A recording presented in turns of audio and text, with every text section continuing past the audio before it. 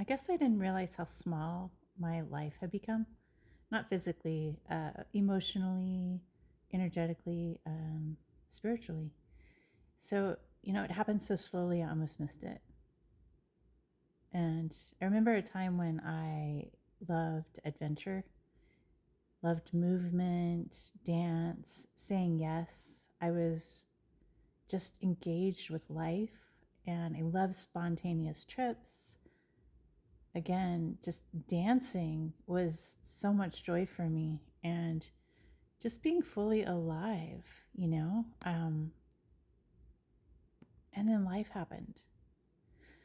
So responsibilities happened, stress happened, pain happened, and grief happened. And little by little, my world just got smaller, and I hadn't even noticed that until I watched an old video and just saw all the life that was there. And, you know, with everything that I was carrying, it was a burden, and I just adapted. I mean, that's what we do, right? We adjust, we accommodate, and we kind of settle because we don't realize as it's happening. We don't always realize the shrinking. And then one day I realized that I wasn't fully living anymore. And I was thinking like the old me, saying yes to events, saying yes to things. And then either I would get there and I couldn't wait to leave, or I would cancel last minute. And so there was this kind of, struggle between the old self and the one that I had become with all of this contracting, I guess, for lack of better words. So when I really looked at it and acknowledged that, I realized that I wasn't living, I was managing. I was managing schedule, I was managing energy, I was managing my limitations, I was managing my pain, my grief, but that was it. And I decided that I wanted more, and I wanted that life back, right?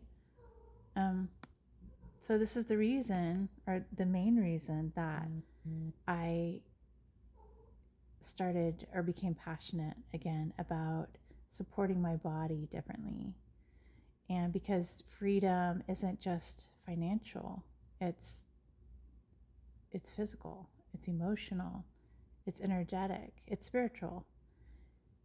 And that was the freedom that I wanted, not just if I lose weight, then I'll be free. If I make money, I'll be free. If I do this, I'll be free. Like, no, it was a decision to take care of myself, my body differently. So instead of doing the extreme dieting, yo-yo dieting, deprivation to try to get to this point physically, so then I could be free financially and emotionally and on every level, it just didn't make sense when I was really looking at it, right?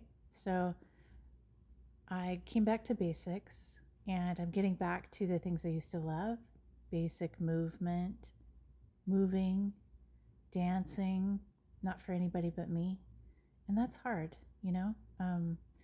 and doing things creatively, not to just make money, but just for the creativity flow of it and the enjoyment of it. And, expressing where I am now emotionally, how I feel now, honestly, and then taking care of my body from a place of support, something that can be sustainable, something that can really nurture moderation rather than trying to force. And even workouts that feel supportive, workouts that feel nurturing and challenge me, but that aren't so harsh and hard to sustain. And workouts that actually cause stress, because I would always go for the really hardcore workouts for an hour, and I would force myself to do these things.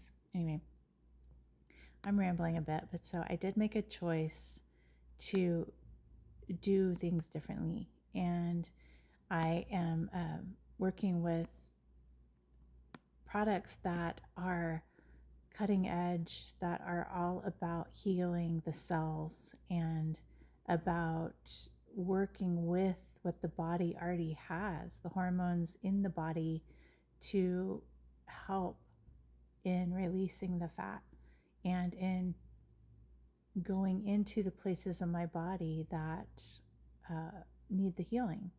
So it's healing from the inside out, and it's supporting the body so that it can drop the weight naturally. And it's eating OMAD and just really working with what I have, working with prana again. And because prana is a conscious energy, conscious breathing, conscious light that knows what the body needs, and it can nourish the body in ways that food can't. And so when the body is fully nourished and full of prana, ultimately, we actually don't need food. And a lot of people that I talk with about that, they say that's pretty far out there. I don't know about that, but I've lived it and experienced it. And when I've been satiated with prana, I don't crave food because my body doesn't need it. And at that point, food becomes optional. And so, I'm working with a natural GLP product that is balancing my body. It's helping me with my food cravings, which were just crazy. And I'll talk about my wedding and that whole experience in another video. But I was really into binging after deprivation.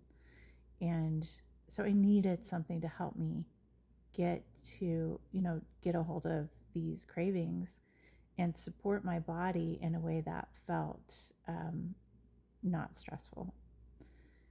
And I could release that panic inside. But that's a different story.